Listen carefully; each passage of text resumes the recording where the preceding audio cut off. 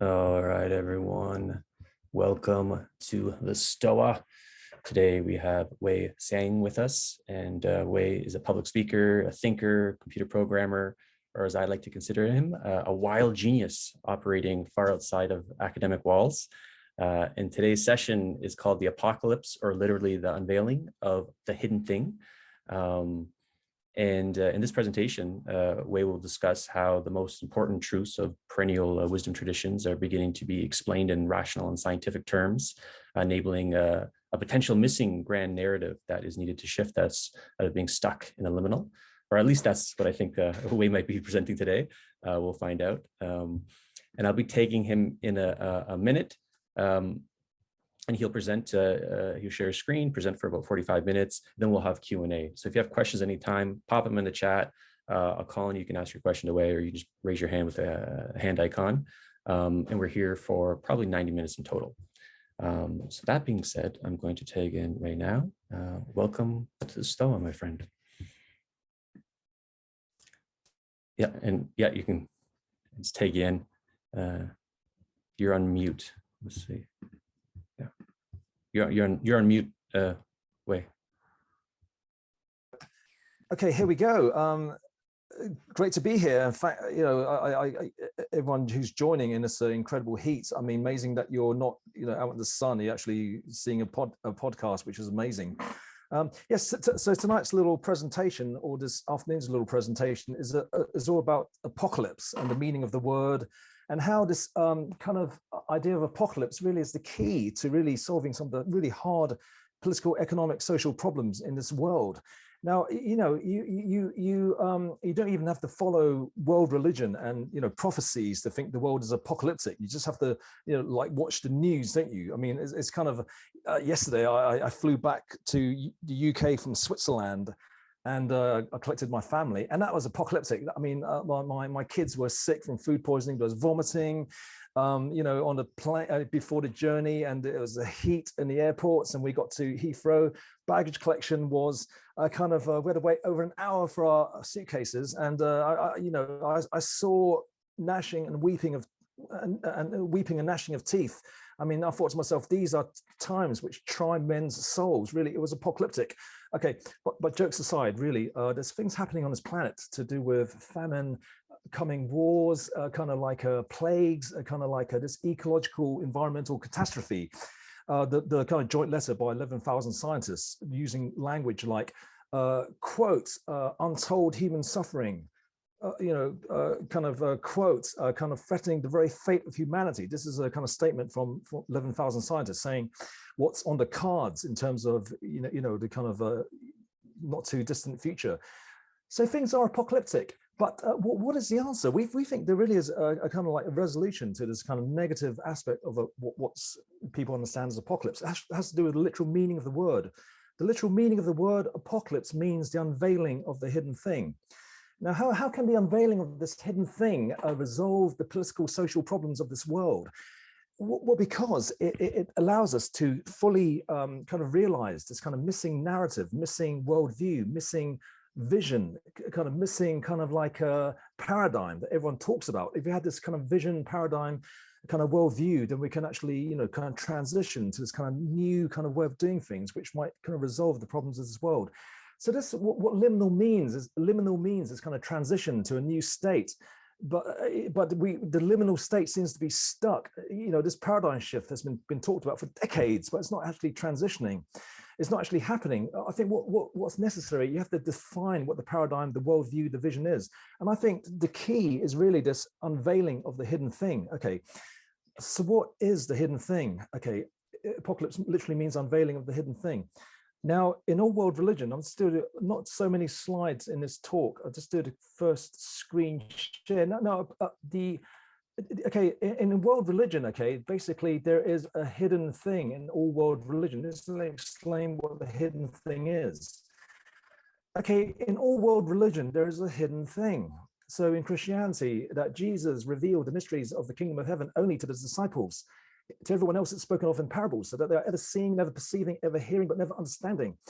And in Judaism, Moses reveals the hidden teachings of Moses only to Joshua, the so-called Kabbalah, these hidden teachings of Judaism. And in Islam, we have the kind of hidden teachings of Muhammad revealed only to Imam Ali, his son-in-law and cousin. In a quote, Muhammad, I am the city of knowledge, Imam Ali is the gate. And this is why esoteric Islam, the Shiites, which are kind of esoteric aspect of Islam, it means essentially an Arabic expression meaning party of Ali, Imam Ali. Every single Sufi order, about a dozen of them, except the Naqshbandi, trace their lineage from Imam Ali. Do you get it? Basically, there's this hidden teachings to Islam called the Batin that's divulged again to this kind of like favorite disciple. Hidden teachings of Buddha revealed only to Ananda, the so-called Vajrayana Buddhism, and the same kind of situation in Taoism and Hinduism. It's kind of folk superstitious religion. It's kind of more inner hidden mysteries. Now, the common understanding in these inner mysteries of Kabbalah, Sufism, etc., Vajrayana, and Gnosticism, Hermetic Christianity, is essentially the idea that you are God, okay, essentially that we are all one soul, that God is one, and that the oneness that we are, the oneness that God is one and the same. Okay, this is the shocking truth that had to be hidden. Of course, Corpus Hermeticum is quite explicit in chapter 13. If you divulge these truths, you're going to be laughed at, you're going to be oftentimes murdered. Okay, that's the reason why it had to be kept hidden. But there's another reason why it had to be kept hidden. It had to be kept hidden because it could not be explained. You can't say it without sounding completely insane. That's the reason why you have these hidden mysteries. Okay, so we think something has changed in the world. Something has happened that these hidden mysteries can now be revealed. Okay, there's another meaning to the word apocalypse, and this means apocalypse also means basically a kind of inner revealing. So in the ancient Greek Eleusinian mysteries, where they drank the kykeon and had this kind of experience being one with the deity, now the name for that experience was also called apocalypse. So do you see, it's unveiling of the hidden thing that is also a personal apocalypse. So if you can reveal this experience of union with God within yourself, to be one with the universe, to become one with God, this was also called in the ancient Greek culture, apocalypse. Okay. Now there's I think the most important meaning of the word apocalypse means an historic apocalypse. Now, how is that? How does that work? It means that in world religion, there is this idea that there's a progression through history, and that at the end of time, what prophecies talks about, there's a kind of final revelation that all these kind of hidden mysteries of religion will be revealed.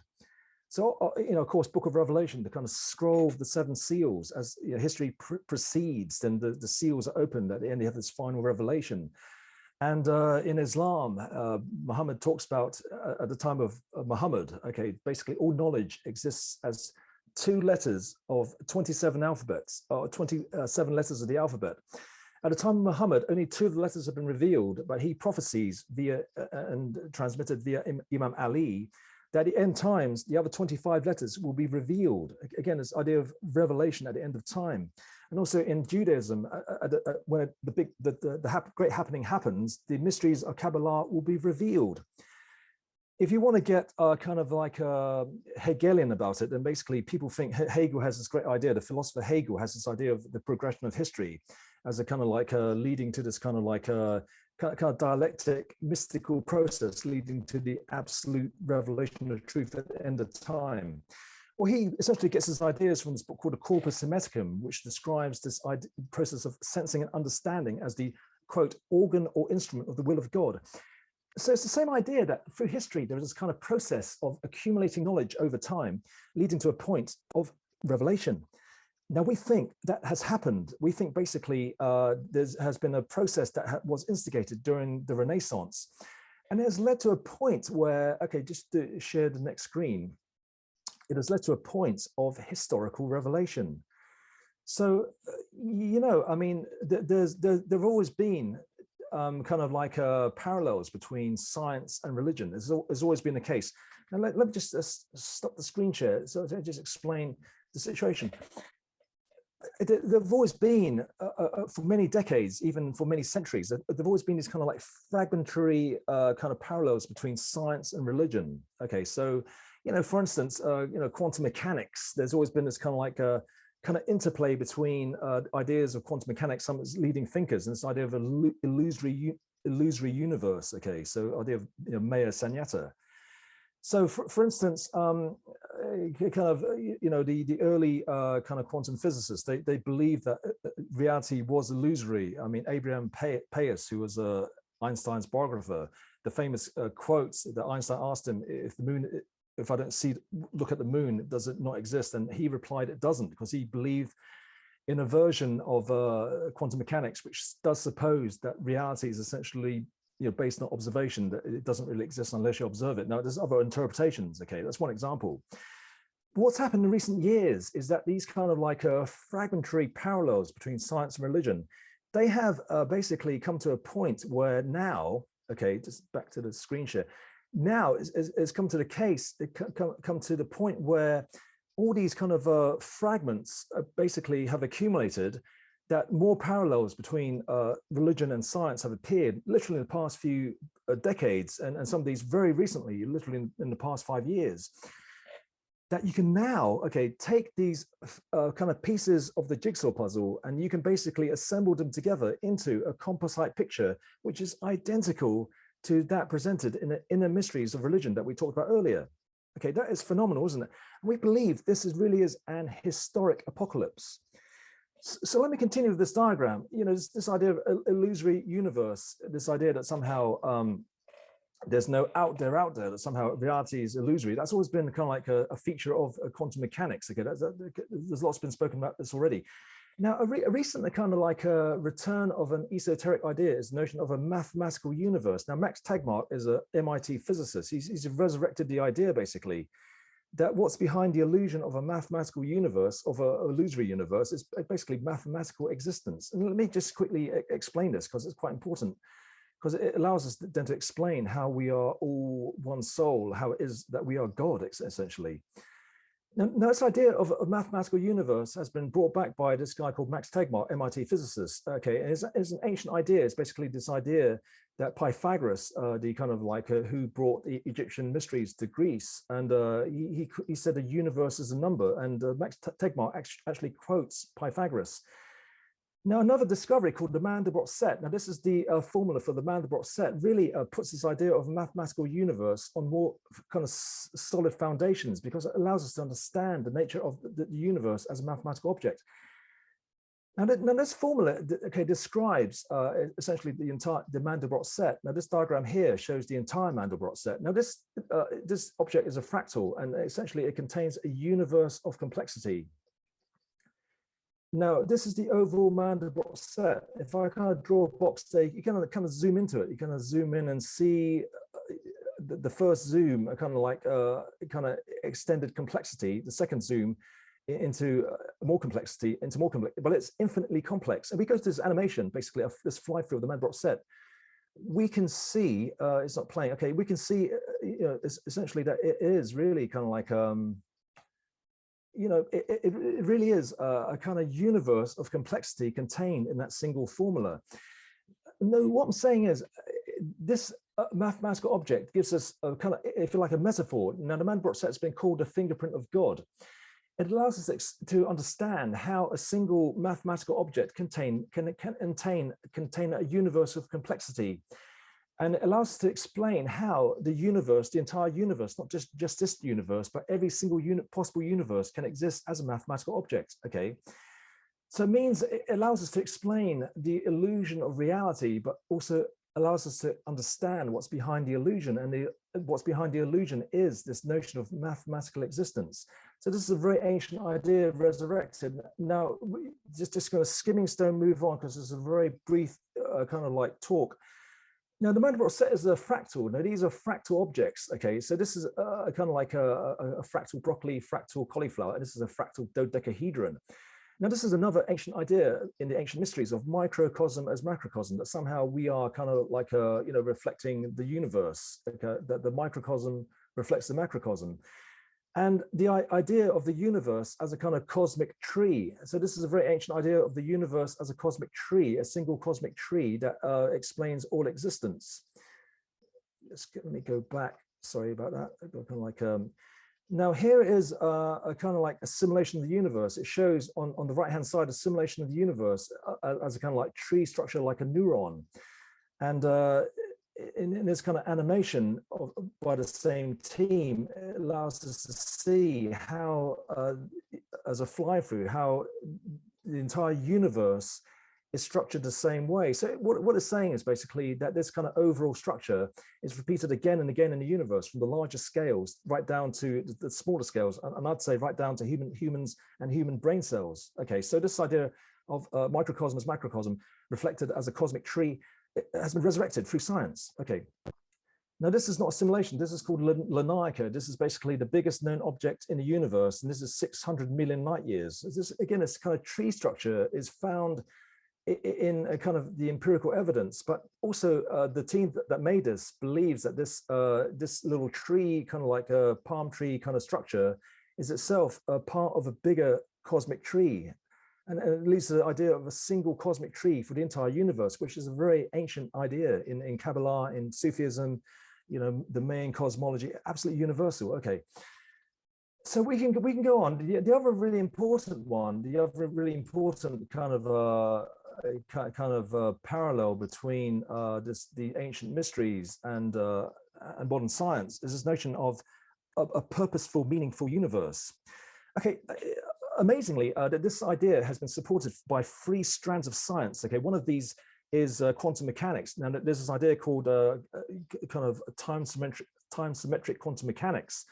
And the guy who came up with the idea, this is not fringe science. He actually was nominated for the 2008 Nobel Prize for Physics. He didn't win it, but he did win the very prestigious US Presidential Medal for Science. Okay, so he had this idea of basically a kind of like a kind of wave equation coming from the future back to the past, and he called it a destiny wave function. So basically, this idea of like teleology and this idea that somehow the universe converges to a set conclusion.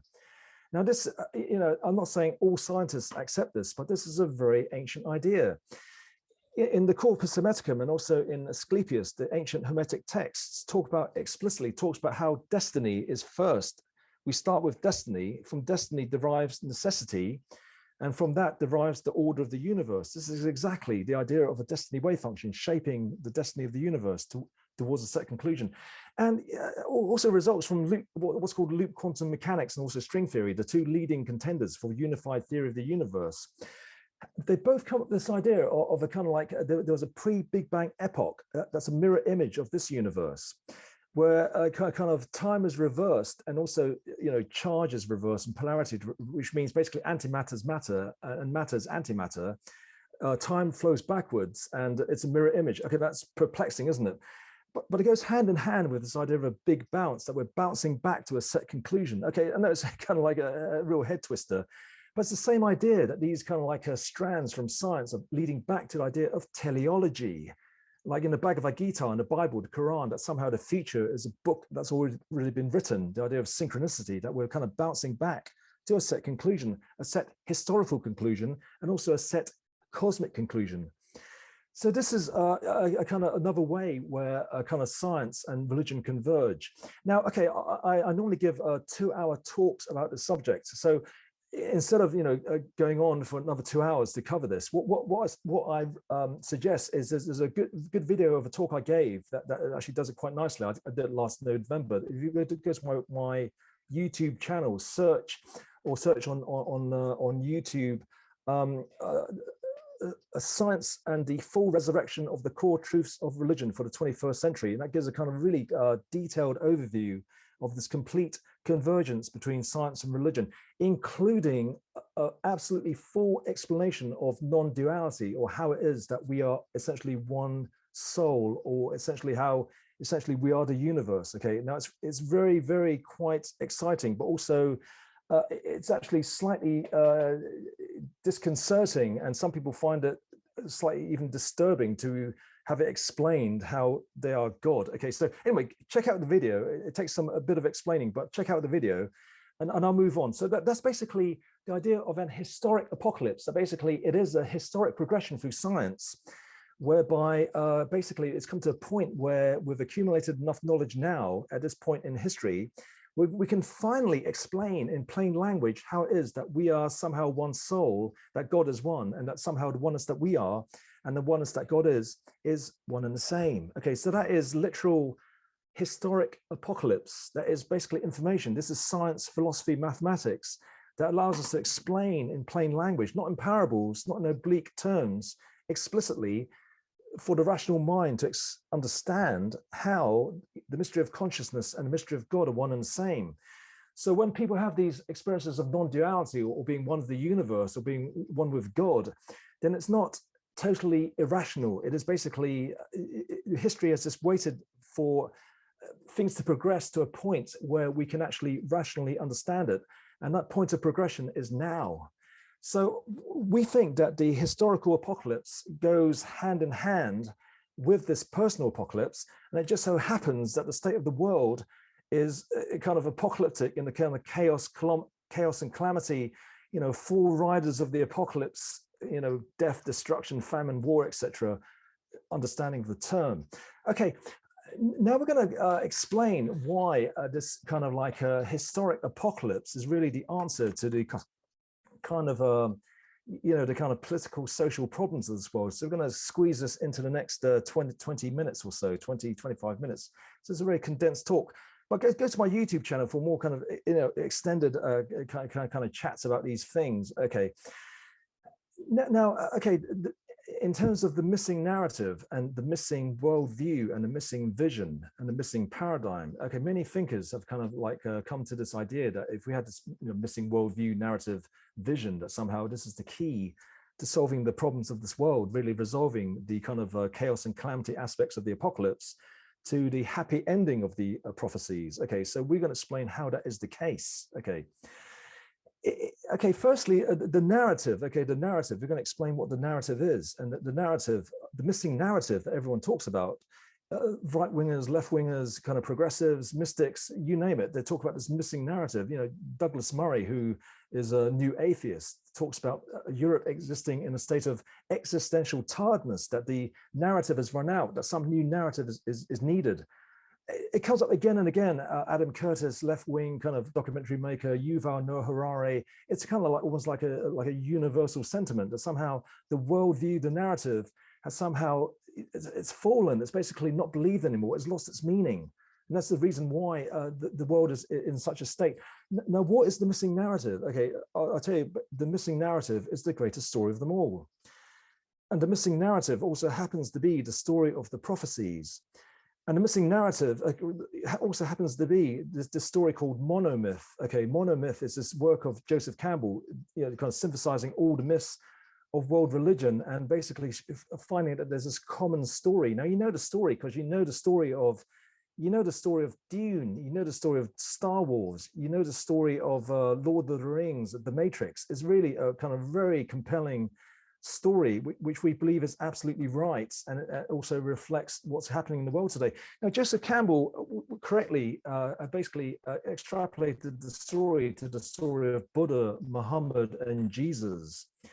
Okay, so essentially, what is the story? The story is this idea that somehow there's a state of disarray.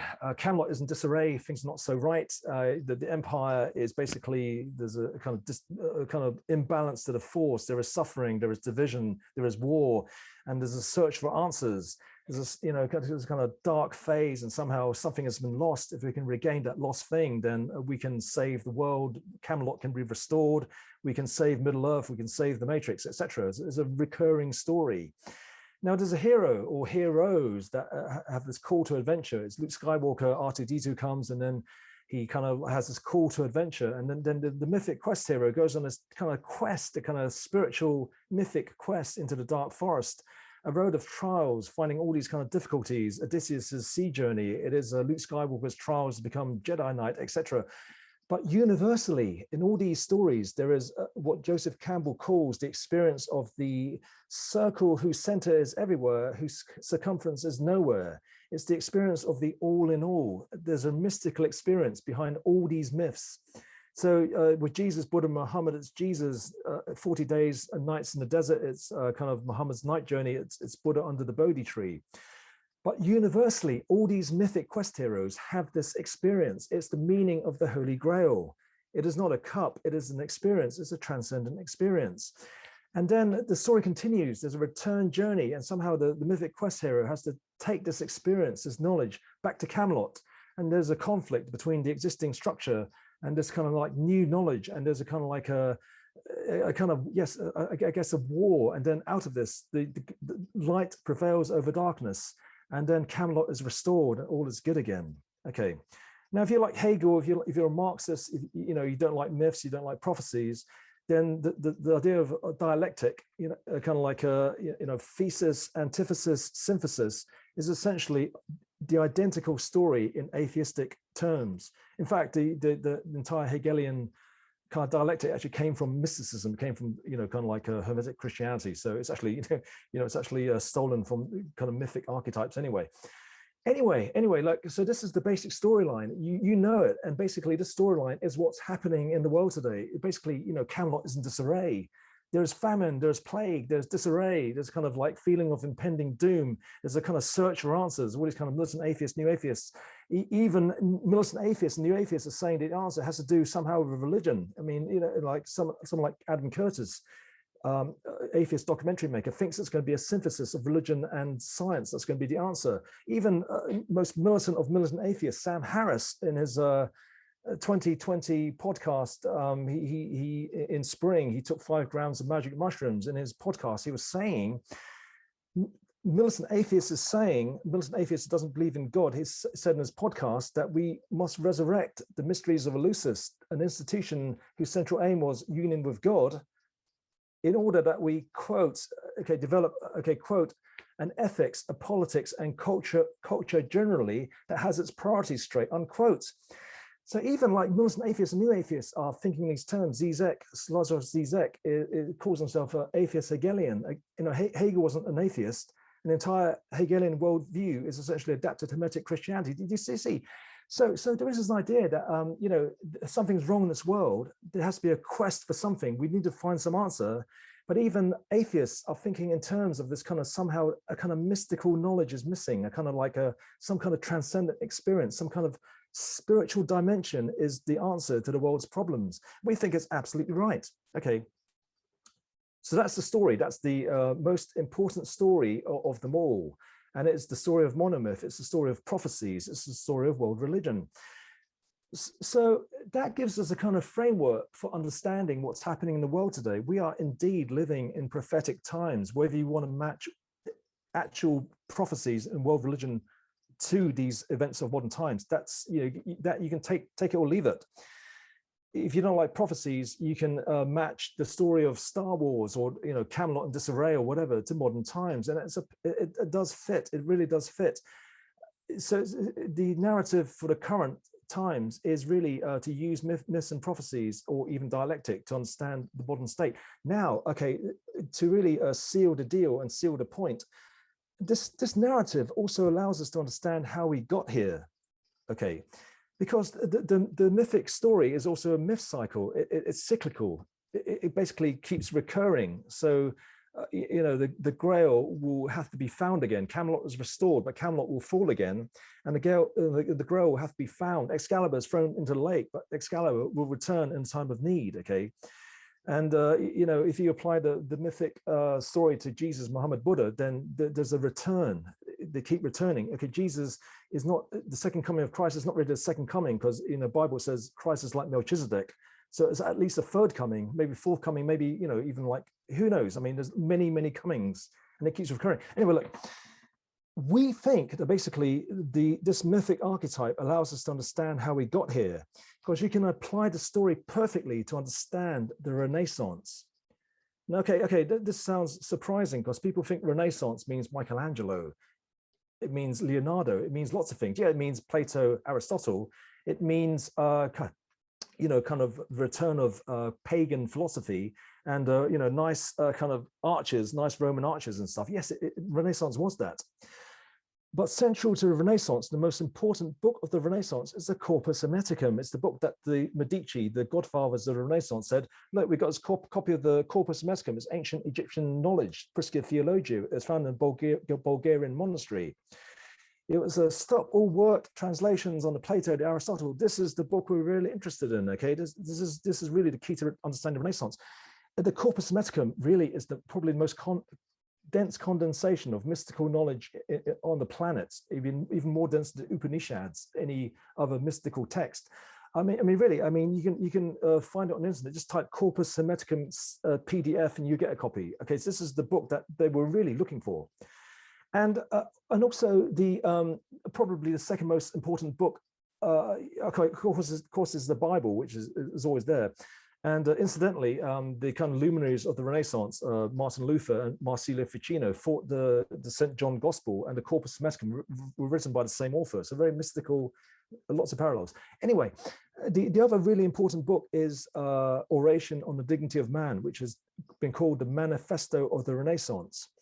Now, this Manifesto of the Renaissance, atheists interpret it in the wrong way. They think it's a kind of manual on self-development and human kind of potential.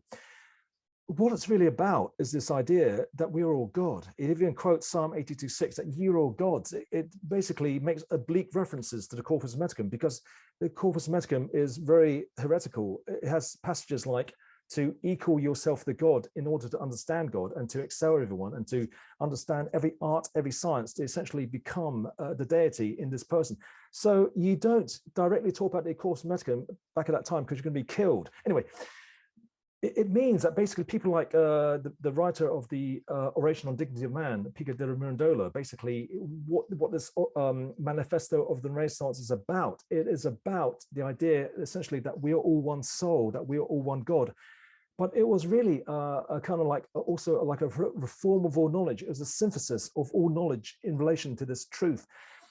So the Renaissance really was a rebirth of this kind of mystical knowledge. That's, if you really want to understand the Renaissance, this is the key idea, essentially the mystical idea of non-duality, or essentially the same idea behind world religion that we talked about earlier, is the hidden mysteries revealed. Okay.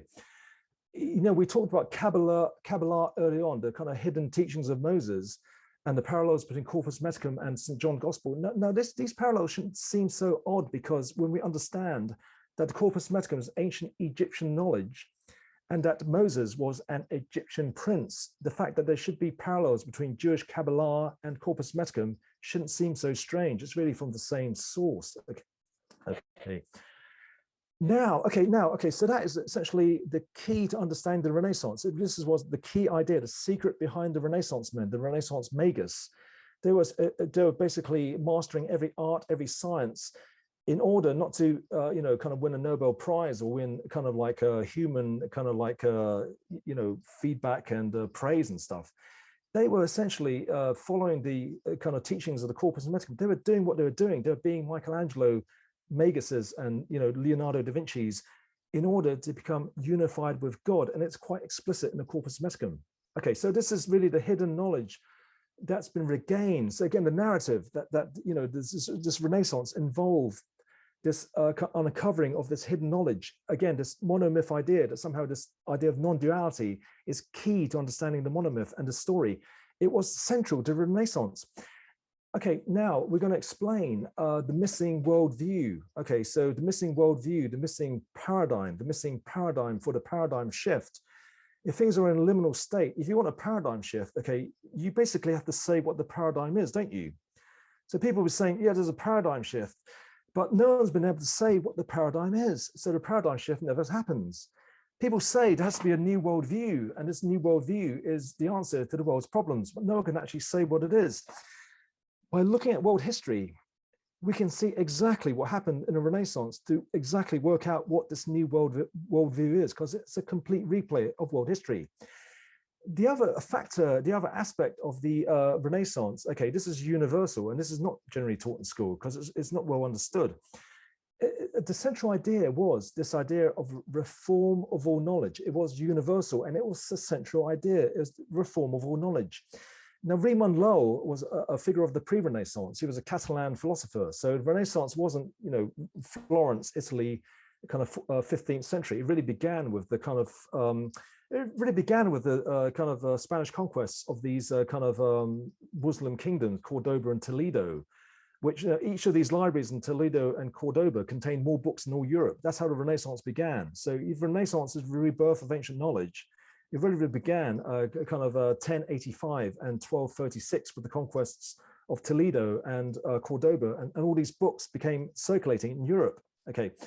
Now, Riemann Lull is a very important figure because he was a troubadour mystic who, from accounts of studies of what he wrote, he attained the non-dual state. He wrote about, visions of Christ and becoming one with Christ. But from what he wrote, it seems like he attained the mystical truth, probably from kind of Sufi knowledge, maybe North Africa, kind of Spain, maybe through cannabis use. We don't know, but he had these mystic states through his maybe through his troubadour explorations. Okay, so now Riemann Lull talked centrally about this reform of all knowledge, and he was hugely influential. Now the historian Paolo Rossi talks about Riemann Lull's work as influencing people like Leibniz, Newton, Marsilio Ficino, these luminaries of the Renaissance, and also Giordano Bruno, so a heavily influential guy.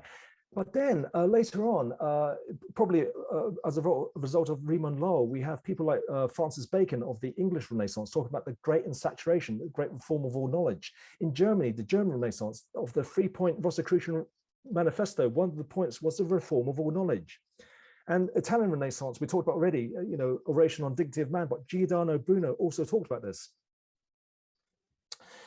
This allows us now to explain what the worldview for the 21st century is. It is basically the reform of all knowledge based on the historic apocalypse. If there was a kind of Renaissance apocalypse through the Corpus Hermeticum, if there was a kind of Riemann Lull apocalypse through his troubadour explorations, through whatever, this union with God experience, now for the 21st century, there is this historic apocalypse. There's a rearranging of scientific knowledge in such a way that this idea of the corpus hermeticum of world religion can now be fully explained, literally an historic apocalypse. Now, once you have that, you have a replay of history. Now, using that as your basis, the rearranging of these puzzle blocks of science into a composite that is the kind of return of this hidden knowledge, you then use that as the basis to reform all knowledge. Now, 1 + 1 still equals 2. Mathematics doesn't change. Science is still good. Peer review, kind of experimentation, reproducibility, that doesn't change.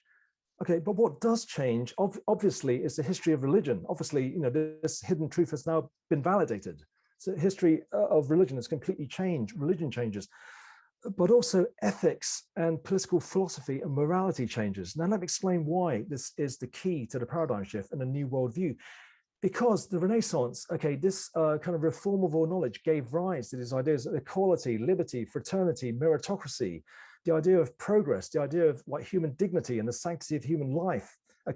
These really are like the foundations of the Enlightenment of the Renaissance, really gave rise to what's best about not just European culture. You can extrapolate the same argument to the golden age of Islam and the golden age of China, etc. What happened basically is that over the years, again, Camelot goes into disarray. The vision is found. You have this great flourishing of science and the golden age of European discovery and this kind of Enlightenment era and the kind of foundations of the modern age. But then the truth was lost. It was warned by William Blake, the dark satanic mills, you're losing the truth. The baby is being thrown out with the bathwater. Many philosophers, John Locke, the greatest English-speaking philosopher, moral political philosopher of them all, understood that basically religion was the underpinning of morality and political philosophy. And also, of course, Nietzsche, by the end of the 19th century, wrote that God is dead, but he also wrote, you've really lost the foundations of your morality, essentially your ethics, and what he predicted was nihilism. So what we have now is this loss of meaning. Basically, people thinking, oh my God, the world is in disarray. Selfishness has become a virtue. Basically, what's happening in the world. We've lost our morality. We've lost our meaning. A sense of loss of, kind of like who we are and stuff. And this kind of search. So what do you do when you realize the baby has been thrown out with the bathwater? You basically get the baby back. So there is this recognition now from even atheist philosophers that really ideas like progress, John Gray, the atheist philosopher, knows that progress really derived from prophecies, essentially. That's what he's arguing, one of the books he wrote.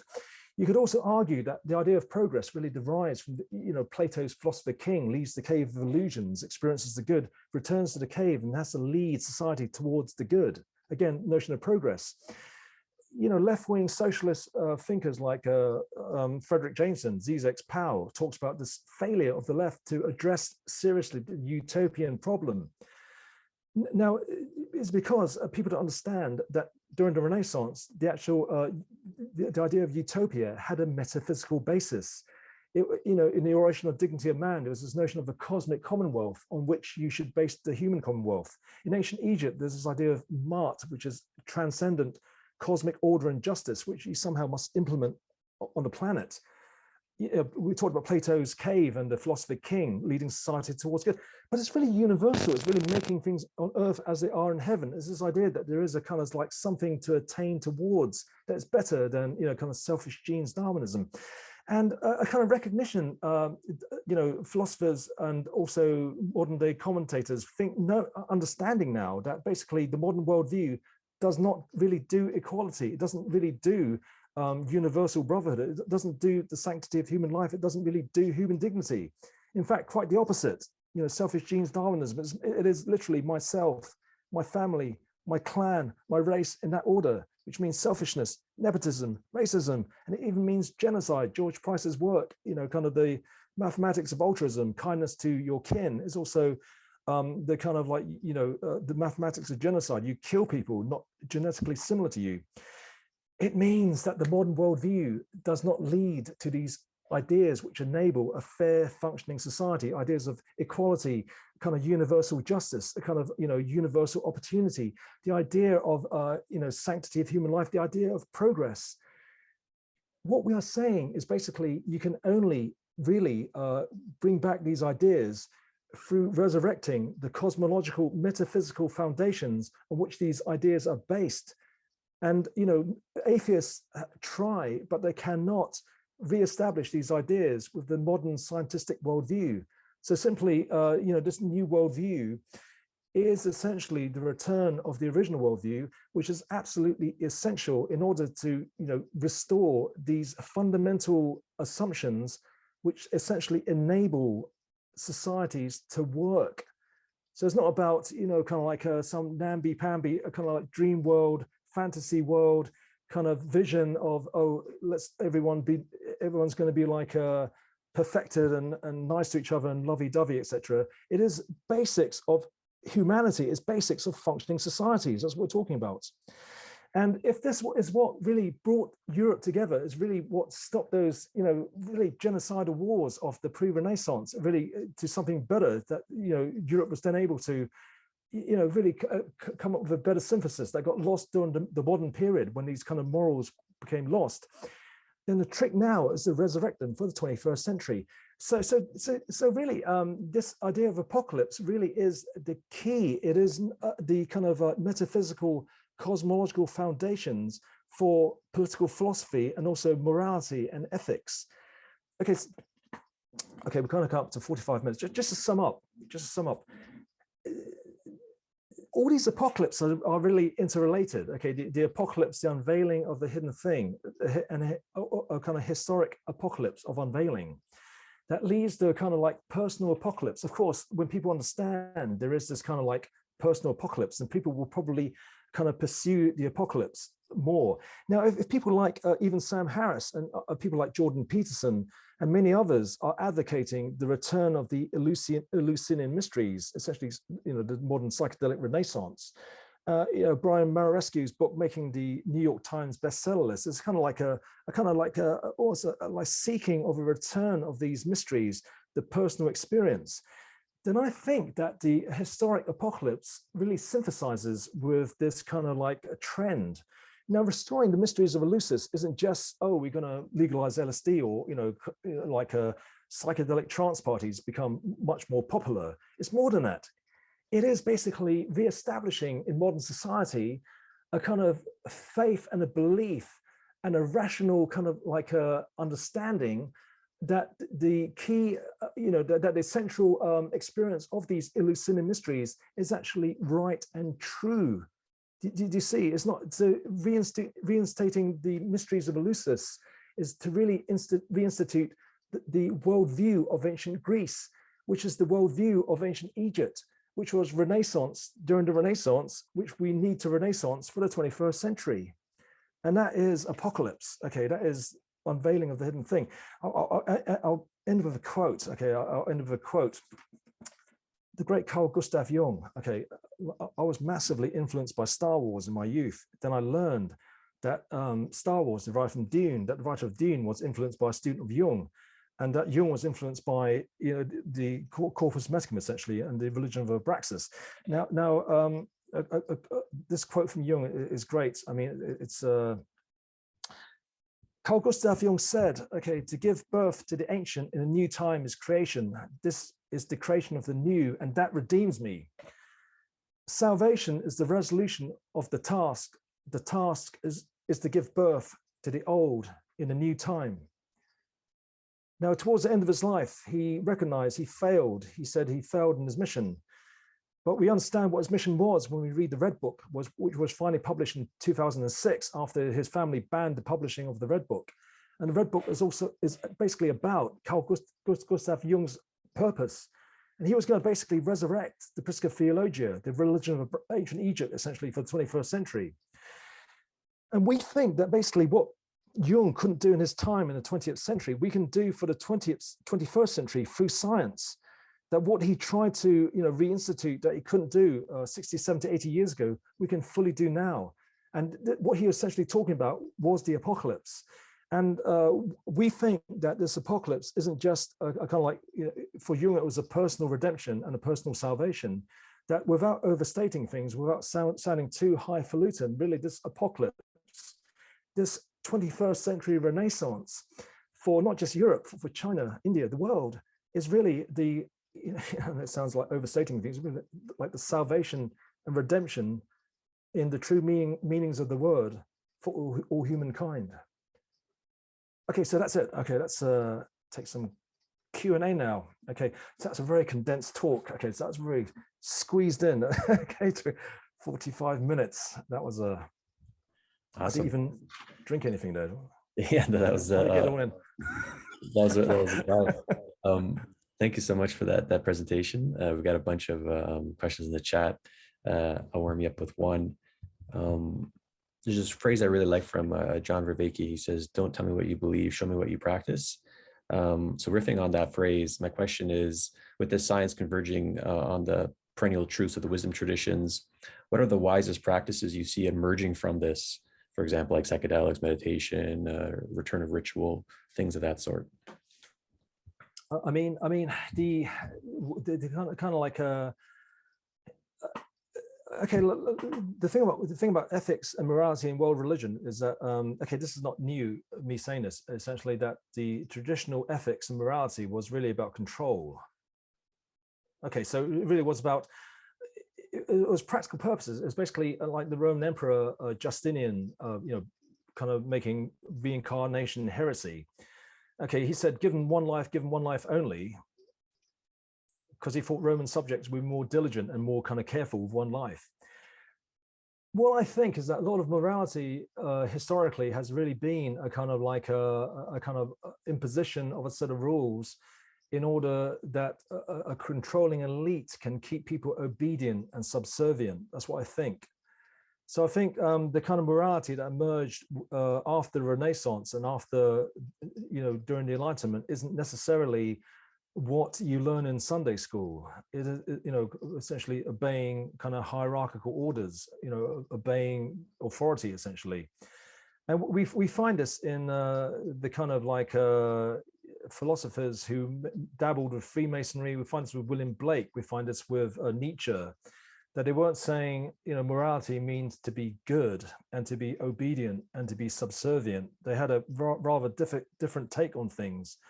So I think morality to them was really a kind of like it was not being good. It was basically recognizing that basically all life is duality.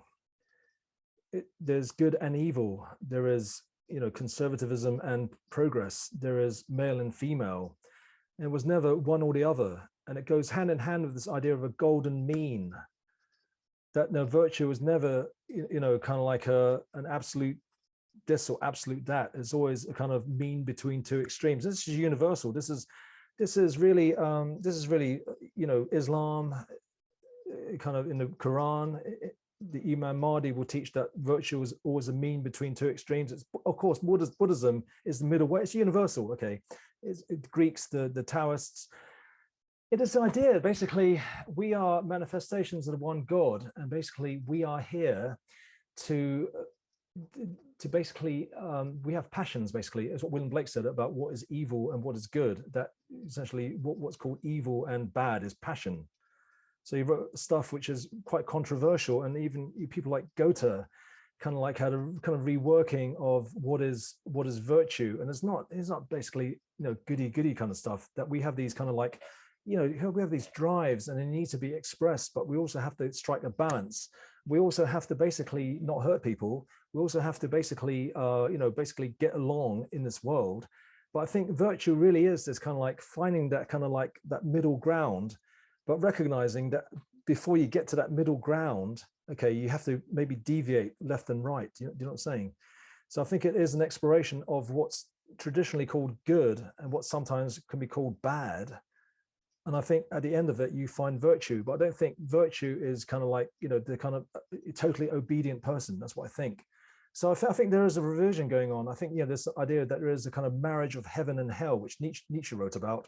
And of course, one of William Blake's books are very controversial, that he wrote that Milton, okay, very poetic. He said that Milton wrote in fetters when he wrote about God and angels, that he wrote more freely when he wrote about kind of, you know, hell and devils, because he was of the devil's party and a true poet without knowing it. I'm not telling people to be evil. I'm saying that William Blake said that what's called evil is to do with human passion, and that what's called good is to do with this kind of higher order control.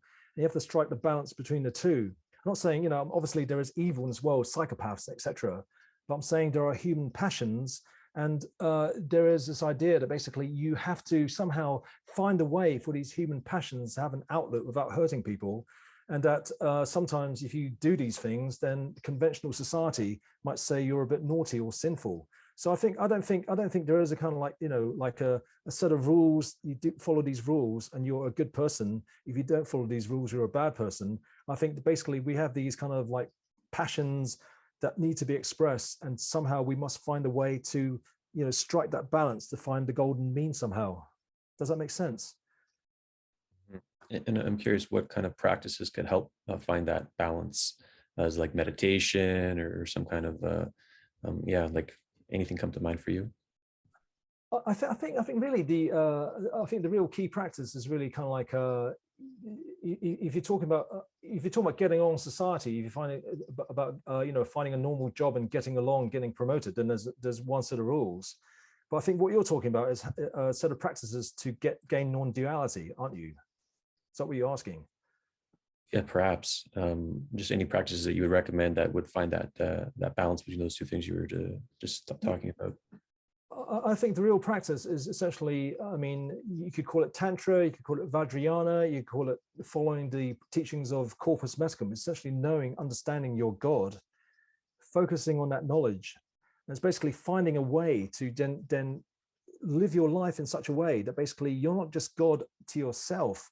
You're not just God on LSD or some other entheogenic psychedelic for a few hours, and then you're back to, you know, you leave the trance party, then you're back to normal reality. It's somehow finding a way, basically, where you are God, not just on a psychedelic drug, but basically you've made a life whereby you are God to other people. And you can sustain that experience of being God in your kind of thinking mind, in your social sphere, and ultimately in the political sphere, in the social sphere, the wider social sphere. And that, I think that's the ultimate path. And that's not easy. That is really the path of Tantra and the mythic quest hero.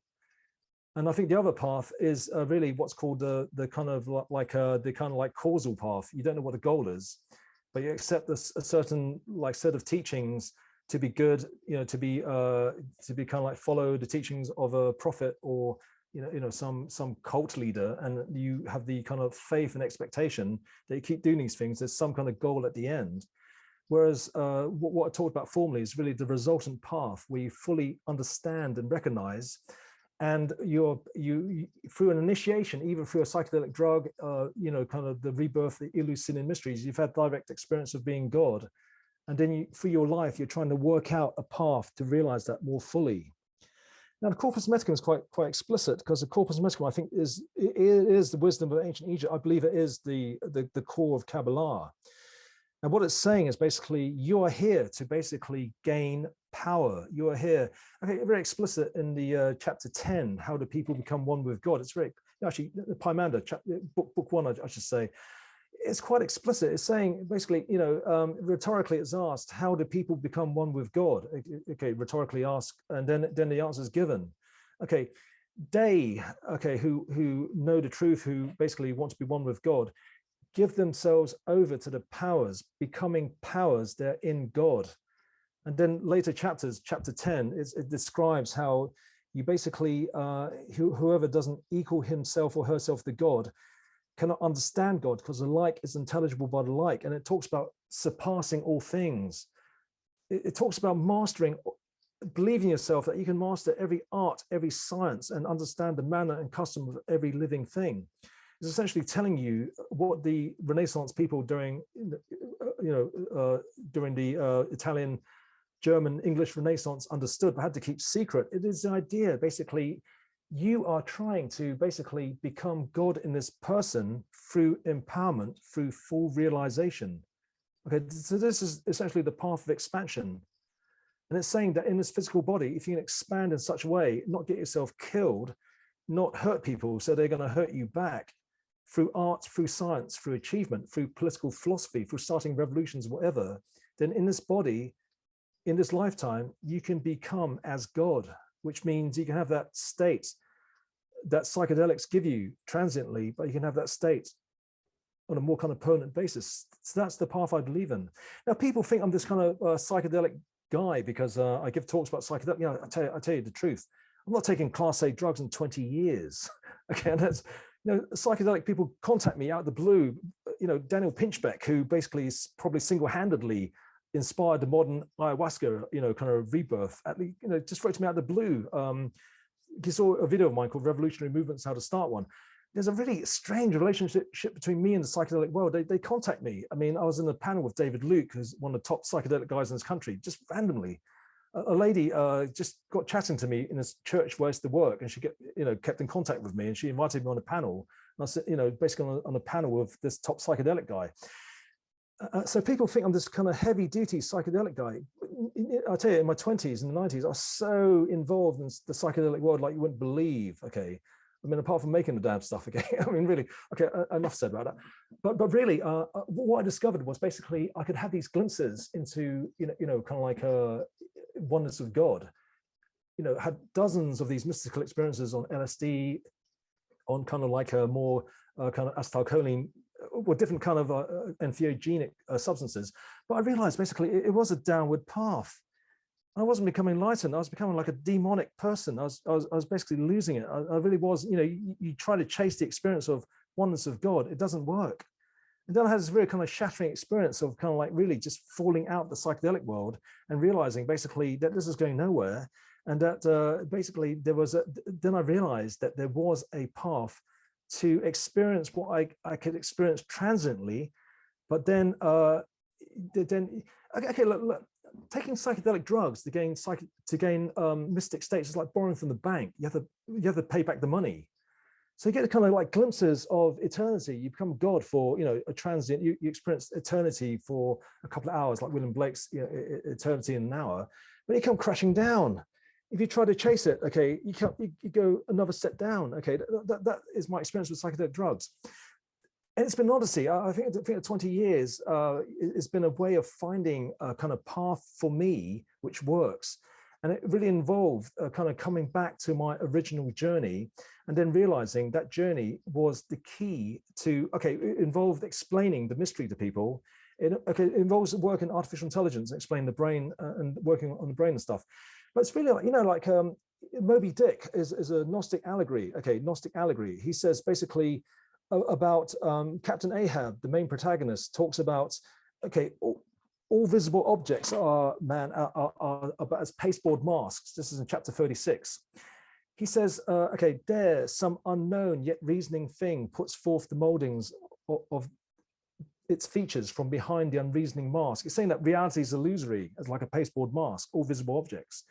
And then he says, okay, if man will strike, then strike through the mask, for how can the prisoner break through but by punching through the wall? And then he says, to me, the white whale is that wall. So he's saying the book is about a quest for some guy who wants to kill a white whale, but it's actually a spiritual allegory. He wants to break out of the prison. He wants to punch through the mask.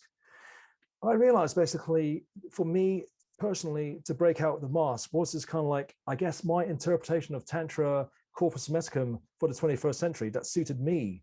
And it really involved me on my life path, gaining the kind of power that Corpus Hermeticum talks about in order that I achieve this state in a kind of more full-time manner. Okay, so I'll say something completely outrageous and outlandish and completely wild, but I'll tell you what it is. My life began as this kind of quest to create artificial intelligence and figure out how the brain worked. Okay, so what's happened is in the past 20 years, my work has really progressed, and I've kind of come up with this kind of unified theory of life and intelligence. In the same way, E equals MC squared, matter and energy, there's a symmetry relationship between the two. I think of kind of in a very detailed manner, I believe, I'll do a final screen share, I believe basically my life journey has led me to a point where I'm sitting on a massive kind of scientific idea that's also the key to artificial intelligence, true artificial intelligence. Okay, I know this is a completely wild claim, but it's a very specific claim.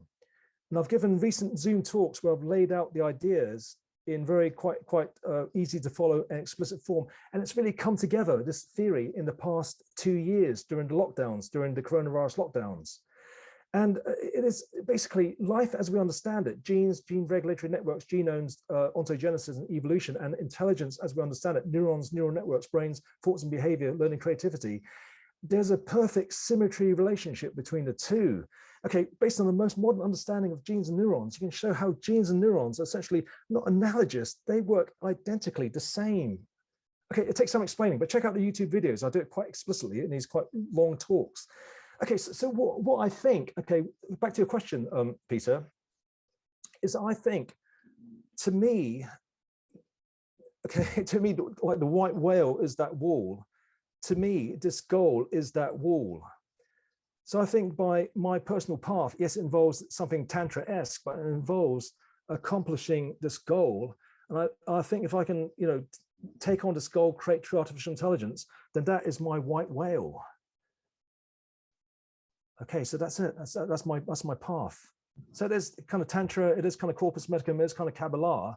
I know it's the most outrageous story you've ever heard, but it's quite explicit. Okay, I know but it's completely, I say very explicit things. Just check out the YouTube videos and make up your own minds. Awesome. Does it answer your question? Yeah, that helped. Thank you. We'll take in a few other people now. Lisa, you had a question. Yeah, thanks, Peter. Oh, what a great, beautiful talk. Thank you so much. Well, thank you very much. Thank you. No psychedelic drugs. I'm not on drugs. And 20 years ago, I had to be on lots of LSD to talk like this. Okay. Right. And I love that last bit that you just packed in there about the movement from the sutric to the tantric. And I think that in a way right. Answered my first question, which was about how do you live it? I was asking something similar to what Peter was asking. Right. I think I grew up as being born on the cusp of Gen X and the boomers. I grew up in an Adam Curtis film. Okay. You're fantastic. Yeah. So welcome to my world. So my question was about apophenia and how do you, like, over pattern recognition or a concern that we can, a critical perspective that would say we could find meaning in anything. Human beings are pattern recognizers and we can find meaning in everything. So I just wanted to throw in that skeptical question, maybe to hear you talk a little bit more about, because you really inspire me when you talk about a virtue, a neo-virtuous life. So maybe you could speak to that. Thanks. A neo-virtuous life. Yeah, sure. I mean, pattern recognition and finding meaning in things. The amazing thing is that this Corpus Hermeticum book from probably from ancient Egypt and way beyond even that. I mean, chapter 13 is quite explicit. It's saying, like, it's almost giving you the keys to artificial intelligence in terms of current debates. Okay, I'll tell you what it's saying. It's saying that basically sense and understanding are intertwined. You can't separate sense and understanding. They're completely intertwined with one another. It's almost like it's kind of like it's kind of like 3,000, 4,000 years ago. It's giving you the answer to the whole induction rationalist debate that's been raging for decades, and that is now a hot topic in artificial intelligence. What it's saying is basically, yes, there is sensing the world, which is Bacon's empiricism. It's straight from the Corpus Hermeticum, and it's basically it's also projecting a pattern onto the world. It also talks about this kind of sensing and understanding as being, we said it earlier, as being the organ or instrument of the will of God. Okay, so this is a cosmic process. It's saying that sensing and understanding is a cosmic process. It doesn't mean that everyone has a kind of like a truthful views that we're all trying to project and understand. It means there is something to do with the postmodern thing, that things do seem relativistic and truths seem relative. But the other views are saying that once you understand things in completion, that there really is a structure to the world. If you believe in the destiny wave function, then everything has an absolute meaning in relation to the destiny of the universe and also to historic destiny. So they might have relative truths battling it out and they all seem relative. What it's saying is basically it will eventually coalesce to an absolute truth. That sounds outlandish until you realize that all these philosophies and religions of the world, they actually derive from the same source. And once you understand the history of world religion, you see that there is this common esoteric hidden mysteries behind it. And even like atheistic philosophy like Marxism, obviously important because China is a Marxist country. It's a very powerful, Chinese Communist Party is 90 million members strong. And it's a very, has the support of the people. So it's very important power in this world, but essentially Marxism is adapted Hermetic Christianity. Okay, this is not a kind of like a viewpoint, this is a fact. Hegel grew up in Stuttgart, Baden-Württemberg, which is a hotbed of that kind of stuff, and every single idea of Hegel's is in the Corpus Hermeticum practically, and in his youth he's saying he wanted to start a new religion, that's what he wanted to do. Okay, so that's one part of your question in terms of relative ideas. Sensing and understanding, yes, it will be relative, but then these truths coalesce, they do battle it out, and eventually you do get better truths, and eventually what I believe is you get to the ultimate truth. And I believe that this is happening, that these the coalescing of these pieces of the scientific jigsaw puzzle will come together, and then in turn, once people see it in these terms, then it feeds the motivation then to find more evidence to support that new model. Do you see? Then it reinforces itself. In terms of ethics, I mean, this neo kind of ethical way of looking at things, it's not really new, because I think people like William Blake and people like Hermann Hesse, they really wrote about it, marriage of heaven and hell. Nietzsche writing, the ancient curtains torn, the people laugh, heaven and hell wedded are as one. That somehow it really is the ancient wisdom really is about dualities. It really is about, it's not male versus female, it's both. It's like we're not, all men have a feminine aspect, all women have a male aspect, and it's also recognized that we are, I'm not saying, again, I get that word evil, I'm saying there is good in terms of obeying the laws and not getting arrested and being nice and doing what you've been taught in Sunday school and what your mom and dad teaches you. But there's this kind of wild streak we have as particularly as teenagers, where we have these passions, okay, and these passions need to be expressed. If you don't express them, then what comes out is something far worse than expressing them. Do you know what I mean? It's like people repressing their homosexuality. They become this kind of like a kind of like hypocritical homophobics, you know what I'm saying? Or people repressing their sexuality, then they have these most kind of like terrifically distorted sexual perversions. You know what I'm saying? I'm saying basically, homosexuality is normal, LGBT, that's all normal, but it has to be expressed, and society needs these things to be expressed. But having these kind of conformist views of suppressing homosexuality, or these kind of human passions, you create something far worse. You create one, injustice. People like Alan Turing being, chemically castrated. He was one of the most, important figures that won, the World War II for the Allies, for Christ's sake. And he was like persecuted. Yeah, that's one injustice. So that's one example of what society says, look, this is good, this is normal, this is proper, causing massive improperness. So what I'm saying is that there are these human passions to do with sexuality, to do with youth, to do with people wanting to have fun, express themselves. And these energies must be released. If they're not, then what comes out of it is something quite bad.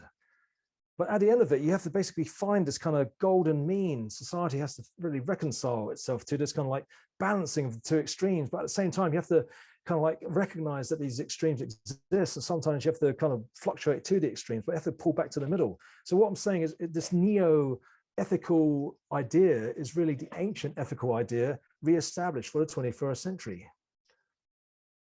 Yeah, and if I just could pop in for a sec, Peter. Yeah, of course. Thanks for elaborating that, because that's exactly what I wanted to hear you speak more about. That to be neo-virtuous today is to be to tread that golden mean of counter normativity often. So thanks for saying that so beautifully. Right. Yeah, the great thing is that everything I'm saying is basically like back to Carl Gustav Jung. It is the rebirth of the ancient in the new time. You're just using 21st century language to say it. So you're kind of pleasing the conservatives and the progressives, because you're saying basically, look, this is what made Europe great, what conservatives like anyway. Then you're saying to progressives, look, this is the meaning of the left wing. This is about progress, equality, liberty, fraternity, meritocracy, human dignity. So you kind of balance both sides in that way as well. Any other questions? Oh, sorry. I mean, go for it, Peter. You want to? Yeah. Well, I'm going to call a few people. John, you had a question. Yeah. Thank you, Y, for your presentation. I'm looking forward to just looking into your work, and my question is very much related to some things that I was reminded of that allude to a paradigm shift or meta theories that kind of resemble what you've been talking about. I'm curious if you've been exposed and what your thoughts are of things like integral theory, game B, or metamodernism. Okay.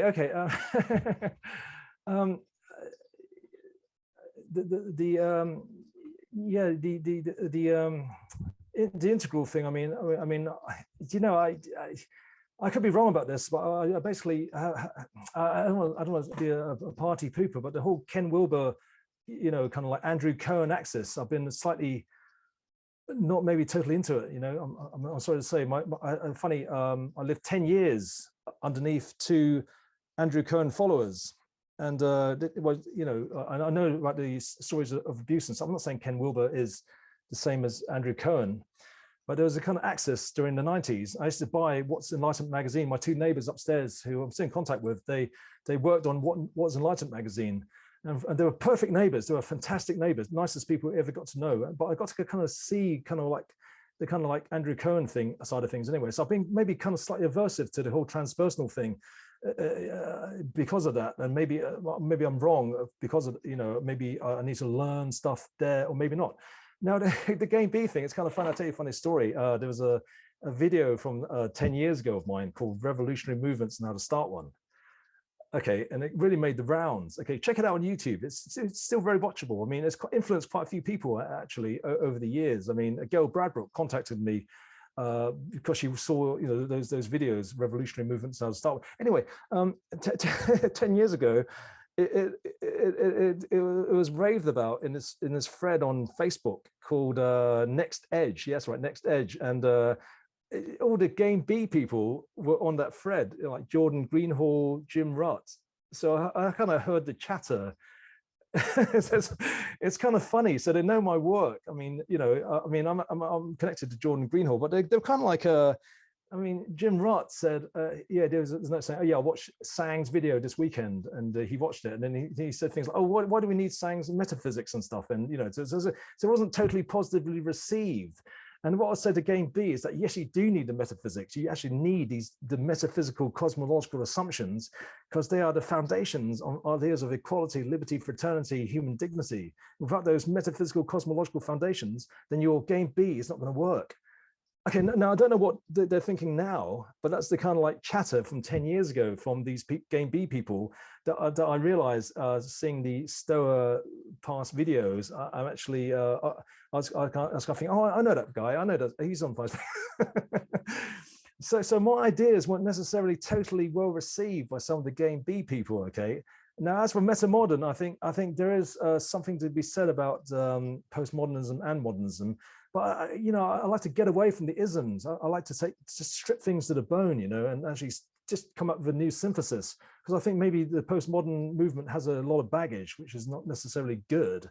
So maybe it's good just to break and just say, look, this is the ancient knowledge for the 21st century, without actually being associated with these kind of previous isms in a way. So even though I've referenced things like Marxism, you know, Hegelism, and et cetera, what I think is probably better is to say, look, this is kind of truth. It stands on its own. It stands science, philosophy, religion. You can then relate that to existing religion and postmodernism and transpersonal and integral or whatever. But I think you need a foundation that doesn't depend on some guru or some modern teacher or some holy text or whatever, but that can actually reference it. Relate to those texts, but has its own foundations. That's what I think is really necessary now. And I think really in terms of mainstream kind of like social movements, you really must have that grounding in really science, philosophy, and mathematics. I think. Do you know what I'm saying? It has to be completely mainstream. It has to be completely transparent, and it has to be completely reasonable. And then it has to be also reasonably extrapolatable to these existing movements like transpersonal, integral, metamodern, and game V. That's what I think. Thank you for that. I didn't necessarily make myself any friends there necessarily. Okay. One thing that I want to follow up with this is with regards to the unveiling of the hidden thing. Is this something that, how does it kind of relate into the flow of like this hero journey or this personal journey that's someone might want to endeavor and perhaps also to do it alongside people? How does the I relate with the we with regards to entering into the space and domain of what you've expounded? Okay, I mean, in terms of monomyth, the hidden thing is this kind of like a experience of the transcendent, and the hidden thing in terms of a personal apocalypse is the Eleusinian mysteries. So people drank kaikyo and had this apocalypse. Okay, now this is the unveiling of the hidden thing historically. Now in contemporary times, I was so heavily involved in the kind of 20th century, early 21st century psychedelic trance scene. Okay. Really, the synchronicity journey is amazing. Really, just quite by accident, I just happened to know someone who was the brother of the girlfriend of someone I knew from school, whose brother I was living with in London, who just happened to pop over, and then I got introduced to the main psychedelic guy in London. Okay, like the Timothy Leary of London. I worked with him in organizing his trance parties, DJ bookings, etc. And then quite randomly, basically I was playing guitar in this club, and then this guy, Billy Halsey, who's part of this act called Cosmosis, who was one of the top trance acts, even now, they're still very popular, invited me to play music with him. And then, I mentioned Daniel Pinchbeck, this top psychedelic writer, and also, being on a panel with David Luke. The psychedelic trance scene finds me. But okay, to your question, the modern day Eleusinian mysteries is probably the world psychedelic trance scene. And in terms of, I don't want to promote the use of psychedelic drugs. I don't want to be seen to, but at the same time, they're very important to my journey and probably very important for human evolution. Okay, and also to state what's going on in the world today. Well, what I'm saying is, like it is a scene which can be, I know people who have ended up dead in the scene basically, and I know like dodgy cult leaders in the scene. but it is a very special scene. What I'm saying is I have reservations about the scene, but it is the modern day Eleusinian mysteries. I'm not saying it's fully resurrected, but I'm saying that it's the best we have right now. In terms of communion with psychedelic drugs and the personal apocalypse to social apocalypse, probably the closest thing you can find probably is psychedelic trance parties, probably. So I'm not saying, I don't want you to find a local rave and then take a load of bad drugs and have a terrible trip. That's what I'm trying to say. So if you can actually, find a way into the scene that's kind of like safe and kind of like, I can't speak for everyone, obviously. I don't want to kind of put you in danger or kind of put you, on a bad trip or whatever. But I think this idea that we can resurrect the Eleusinian mysteries, which even Sam Harris talks about, is probably the way forward for the future. But I think currently the best we have that's closest to this kind of personal apocalypse to social apocalypse is probably the kind of the psychedelic trance scene, I think, and maybe kind of ayahuasca retreats. But again, I can't vouch for the safety or whatever, or the authenticity or the quality of what you're getting. Okay, so that's what I think from my observations in answer to your question. Cool, thanks. Awesome, thanks, John. I think it's high time to have Yeah. a psychedelic trance party here at the STOA. So maybe we'll have one after this session. Right. Yeah. Do you have time for one more question? Great. Yeah, one more question. Julian, we'll close off with your question. So Julian, are you still here? I'm unable to turn my mic on. He's gone off to a psychedelic trance party. Yeah. Peter, there's another Peter in here. Would you like to ask your question? Is that me? Yes. Okay. Yeah, Wei, in a lot of your other talks, the main kind of conceptual metaphor that you use is a fractal tree. Yeah. And I noticed that in some of your talks about religion and other things, you use the monomyth. And so is there like, are those related? Like, 'cause maybe, I guess, because maybe the big bounce thing does kind of seem like a kind of synthesis of that in a way. But so anyways, can you synthesize that fractal tree or neuron or bottleneck kind of, because that's a kind of, almost like asymmetrical. And then you have the monomyth, which is kind of like cyclical. So. Okay. By the way, I recognize your icon. Thanks for promoting my work and stuff, Peter. Oh yeah, sure. Yeah, thanks, because I'm still voicing the wilderness. I'm still quite unknown because I don't actually spend much of my own time promoting my own work. So thanks for helping me anyway. Yeah, yes. I mean, what I think the monomyth is, it's something far deeper than just a story. I think it's a fundamental process. I think like we talked about dialectic earlier. We think this kind of like a cyclical process of a kind of like, is essentially dialectic. It is essentially this a kind of moment of stability and then antithesis, and then a kind of like a kind of new synthesis emerges. It is a kind of incremental process. And I think the idea of a cosmic tree is that all these incremental processes, they converge. So the idea of a kind of like, okay, the universe kind of, Big Bang singularity explodes out into this kind of like expanding universe. And this kind of complementary process of atoms coming together to make molecules, make macromolecules, make life forms, multicellular animals, herds and stuff, and civilizations. I think there is this kind of like yes, is a dialectic process. And I think even the theory of evolution is really an aspect on this kind of universal process. And what the monomyth talks about is kind of critical junctures of this process, whereby they kind of like, okay, this is what I think it is. I think it is.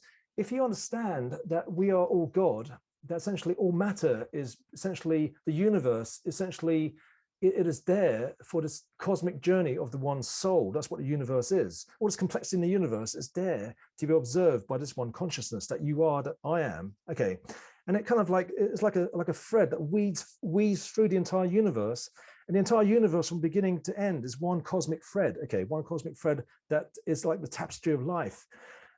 What I think is that most of the time, this cosmic thread is kind of people in a state of being asleep. So world history unfolds, the process of evolution on this, universe unfolds on this planet. And it's a, kind of like this process of nature red in tooth and claw, people not knowing who they are, doing what they're doing. But what I think is that in this kind of cosmic process, and also in this historic process, there are critical juncture points. And these critical juncture points are where the one consciousness emerges. Now we talk about monomyth, and the idea that the monomyth involves this critical awakening. That's what Joseph Campbell said, and I think he's right. This template involves basically the one soul awakening. And I think basically the universe is set up in such a way that one soul doesn't awaken at the end of time. It keeps awakening. It keeps awakening. But when the one soul awakens, it is in the backdrop of this recurring storyline. So I think yes, and this recurring storyline is an idea of a convergence, that if there's a cosmic tree, then this complexity of the universe comes together in the same way that people come together, make tribes, make civilizations, that the entire world, okay, is in conflict. But if we can actually bring about this paradigm shift, the entire planet becomes one kind of nested kind of like entity. And then it is like a convergent tree process. So these are like components of the composite are like branches of this tree. And then eventually, if the entire universe becomes one overarching entity, then all these kind of nested fractal holons become, in a sense, branches. That doesn't make sense. Can you see it in your mind? And that over time, if you go backwards in time, then the all-encompassing holon branches back into its component parts, right back to chaotic individual atoms. So it's one cosmic tree, but in order to get to there are these states, the monomyth states, whereby the one consciousness becomes one with God. You know the movie 2001, okay, Stanley Kubrick tries to depict this agency in human evolution as this black obelisk, and it keeps reappearing, as we evolve as apes and monkey men. It appears in these critical junctures in evolution. I think the real black obelisk is this state of being one with God at the center of the monomyth. And this is the real driver of evolution. It's almost the future sends back the state in order to create these agents to realize the monomyth story, but then all the stories add up into the cosmic story, which is then the reformation of Godhead. So the tree is then totally, the ultimate branch, ultimate root is then finally realized. Does it make sense, Peter? Yeah. It's one and the same thing, yeah. Monomyth, cosmic tree, they're totally interwoven, yeah, totally. Anything you want to add to that, Peter? Any follow-up share question? One thing is that I thought was interesting in terms of like the religion to science to whatever comes after, maybe some kind of synthesis, is I haven't read Hegel, but I know in Hegel's Science of Logic, he has the triad of quality, quantity, and then measure, which you could think of as like a kind of vague continuity, and then a kind of like something like the integers, where you have a unit. And then you have measure being something like the real numbers, which is like a very precise, infinitely precise kind of continuity. And so the idea is that things go from like a complex but not well understood to like a kind of idea of like oversimplified. Like you could think of early science, like everything was like, univariate.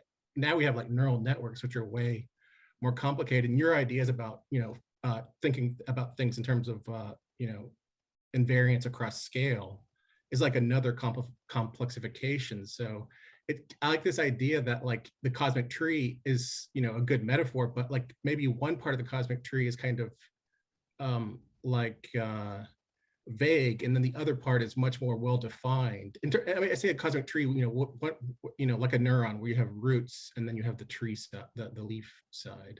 And I wonder what you think about the idea of having, it's just also you talk about, it's just the idea of like, as we grow as children and adults, we become, we start to, have more and more complex and precise ideas about like,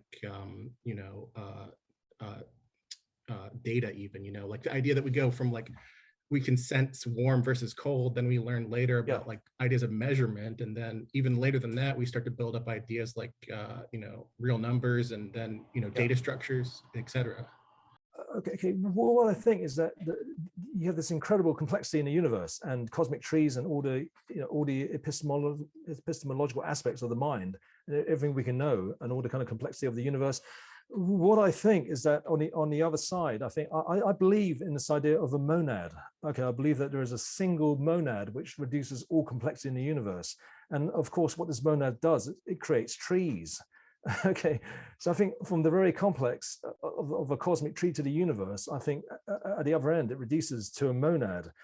And this is a very old idea. We're talking pre-Pythagoras, we're talking Anaximander, and we're talking probably before that, back to ancient Egypt. And this is an idea which is recurring, and it's basically John Dee, it's Leibniz, it's Bertrand Russell, it's recurring. And it is Riemann Lowell, okay, really elaborated on this monad. Okay, John Dee, obviously, he wrote lots about it.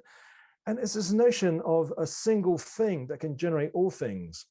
And what we think is that, okay, a single thing that can generate all things, how does it do that? Okay, if it's a single thing that is one thing, it can only do that through recursive self-modification, because it can only modify itself with itself.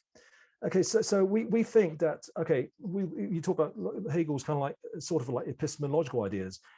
We think that this is kind of like an idea of recursive self-modification, which is like at the cutting edge of artificial intelligence. It's actually fundamental to this ancient idea. Because if it's one thing, it has to generate everything from itself. So it has to basically modify itself. So what I think is that this life intelligence theory I talked about earlier, and check out the YouTube videos, I think the entire theory reduces to a monad, a recursively self-modifying atom, if you like, a recursive atom that generates all complexity. Now, I'll tell you something totally interesting. I watched a Noam Chomsky interview, a recent one on Machine Learning Street Talk, which is a very great AI machine learning podcast. And he talked about universal grammar. Okay, he says he doesn't know what it is. He's kind of giving clues as to what it is. And he's saying it's to do with binary set formation, he says. It's called the strong minimalist thesis. He says, if you go to the simplest answer, then that's where the truth lies. He said Einstein called it the magical creed. And I think the simplest distillation of, say, universal grammar, he talks about the binary set formation, but also formal axiomatic systems, which is basically the most deepest distillation of all mathematics, which is also represented as binary trees. I think basically you can actually have a recursively self-modifying atom that is essentially the answer to Noam Chomsky's universal grammar. That's also the most minimal formal axiomatic system that can generate all the other formal axiomatic systems, but can also generate any epistemological structure in the universe, but itself can generate any kind of spatial temporal complex form in the universe. And then in the day, it's all kind of like derived from this kind of binary tree structure. That's what I believe, Peter. So complexity on one side, and absolute simplicity, monad, at the other extreme. Wow, that was a session. That was any other?